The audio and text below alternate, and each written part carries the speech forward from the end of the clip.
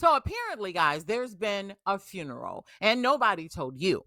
No headlines, no ceremony, no candlelight vigil. And somewhere between the cost of living, inflation, and the newest stimulus draft, the American middle class was quietly laid to rest. The cause of death? A proposed stimulus cutoff of $100,000 per household. Yes, per household. Now, that number sounds big until you strip it down.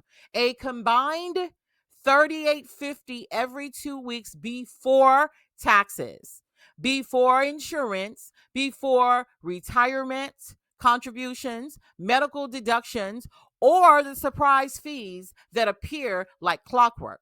And that doesn't even account for food and the other necessities that you and your family need to survive. So by the time your check actually hits your account, it's already been sliced thin, and you're expected to stretch what's left across a mortgage, two car payments, groceries that are climbing like they're training for a marathon, and insurance premiums that seem allergic to staying still. And somehow the message is you don't need help. No politics here, guys. No team colors. No Democrats versus Republican arguments.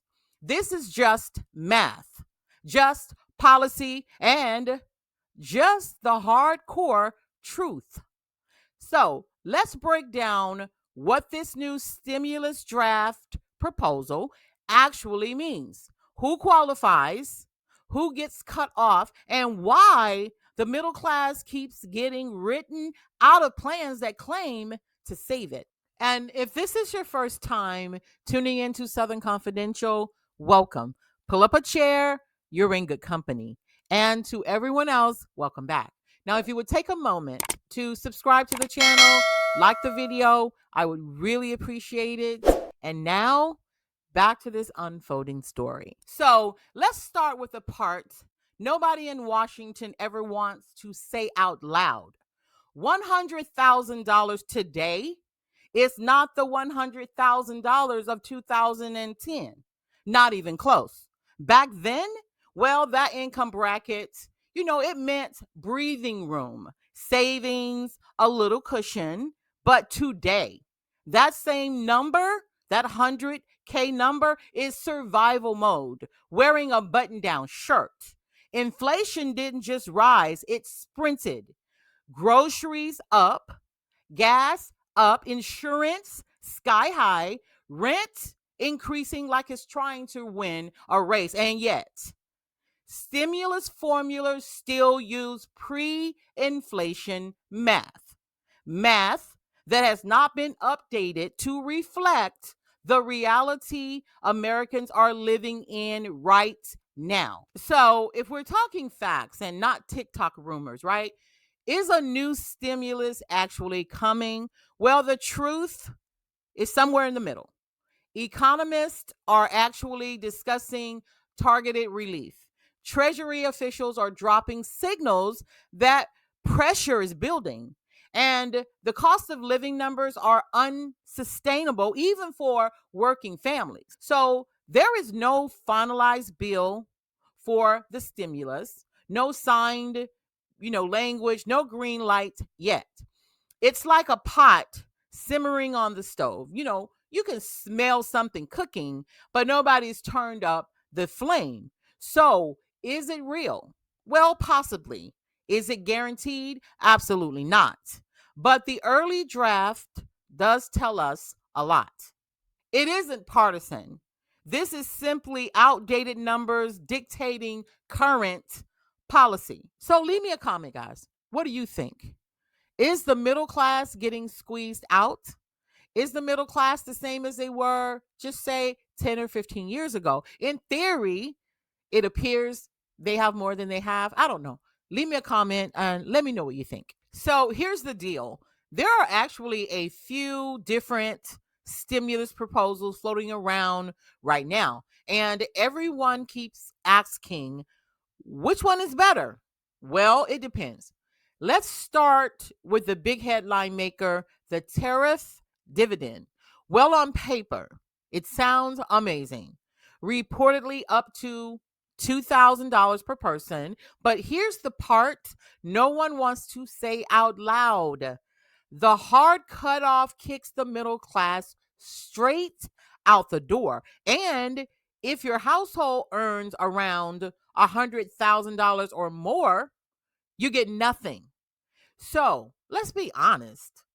The lower income households qualify for more programs and more tax credits. The wealthy have tax shelters, accountants, loopholes, and deductions for days.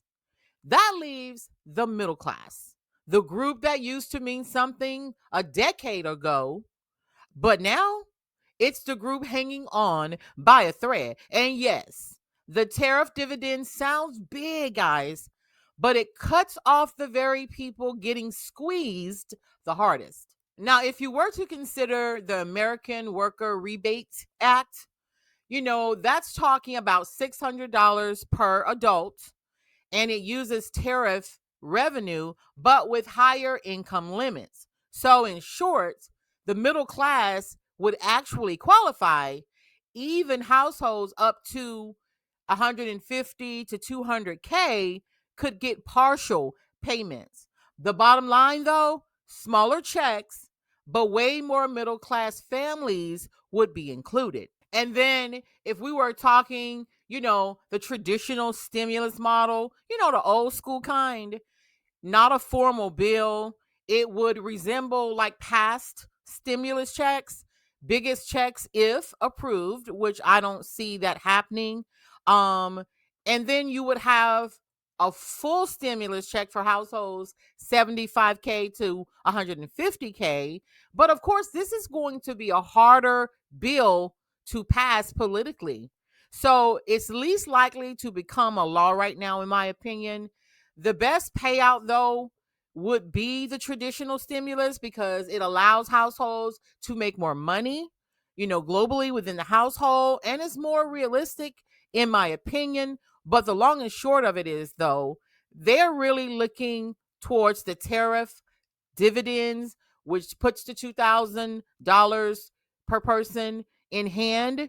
But if your household earns above 100K or 100K and above, then you get nothing. So it doesn't help the middle class. So again, here's the truth. The tariff dividend pays the most, but only if you're under 100K as a household. The American Worker Rebate Act pays less, but covers far more of the middle class. Neither, guys, is law yet. But at least now you know which proposed bill would actually include your household. Now, one thing's for sure, the middle class is tired of being the ghost at the table. And let me be clear, we're not haters, and we stand with every household under 100K mark as well, because everyone deserves relief, especially in this economy. But at some point, the people writing these proposals need to recognize who's actually bearing the weight and who keeps getting cut out of the picture every single time, especially here within the last 10 years. And as always, thank you guys for tuning in to Southern Confidential. And if you haven't already, don't forget to subscribe, like the video, share the video, and I'm going to see you next time.